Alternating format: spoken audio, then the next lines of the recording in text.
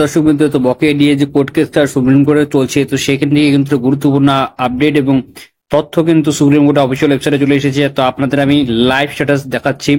আপনারা দেখতে পাচ্ছেন যে কেসটির ডায়েরি নাম্বার আছে 35,292 2022-এর case, the state of West Bengal versus the confederation of the state government employees of West বেঙ্গলের মধ্যে কিন্তু এই কেসটি চলছে।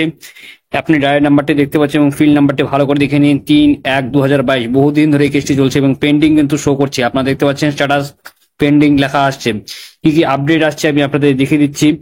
যে দেখতে পাচ্ছেন যে পরবর্তী যে শুনানিটা আছে সেটা হলো 14/5/2025-এ, এবং পরবর্তী শুনানিটা কিন্তু যে পুরনো যে বিচারপতি আন্ডারে যে বেঞ্চটাতে আছে সেখানে কিন্তু চলে গেল, সেটা হলো সঞ্জয় করল এবং অনারেবল জাস্টিস মনোজ মিশ্রার কাছে কিন্তু এই শুনানিটি পরবর্তীতে হবে এবং কেসটি পেন্ডিং শো করছে এবং মোশন হিয়ারিং দেখাচ্ছে এবং ডিসপোজাল এবং ফাইনাল ডিসপোজাল অ্যাডমিশন স্টেজে কিন্তু যে পুরনো যে আপডেট গুলি ছিল সেটা কিন্তু আবার কিন্তু ফিরে এসেছে এবং লিস্টের কিন্তু এবারও কিন্তু দু নম্বরে কিন্তু অপোজিট রয়েছে এবং টেন্টেটিভ ডেটটি আপনারা দেখতে পাচ্ছেন 14/5/2025, 14 মে 2025, খুবই শীঘ্র রয়েছে।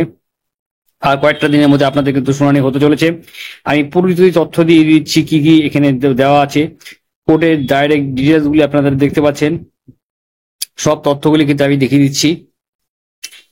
তো আপনাদের যে 14/5/2025 সেটা কিন্তু সিআই নাম্বারের উপরের দিকে আছে। আপনাদের কিন্তু সেদিন কোর্ট কেসের শুনানি হবেই, কারণ সেদিন ওই রাজ্য সরকারের উকিল বাবু কিন্তু সেখানে একটা শয়তানি চাল চালিয়েছিল, তার ফলে কিন্তু কোর্ট কেসটি সম্ভাবনা হয়নি। তারা কিন্তু চালবাজি চালিয়েছিল, কিন্তু সেই চালবাজি কিন্তু আর চলবে না। আপনাদের কিন্তু এবার জয় 14/5/2025, 14 মে 2025-এ কিন্তু আসবেই। তো বুধবারে কিন্তু আবার অবশ্যম্ভাবিক জয় কিন্তু আপনারা পেয়ে যাচ্ছেন। তো আশা করছি আজকে ভিডিও আপনাদের ভালো লাগছে। লাইক করে, শেয়ার করে, চ্যানেল সাবস্ক্রাইব করে পাঠিয়ে অবশ্যই। জয় হিন্দ, বন্দে মাতরম, ধন্যবাদ ভিডিও দেখার জন্য।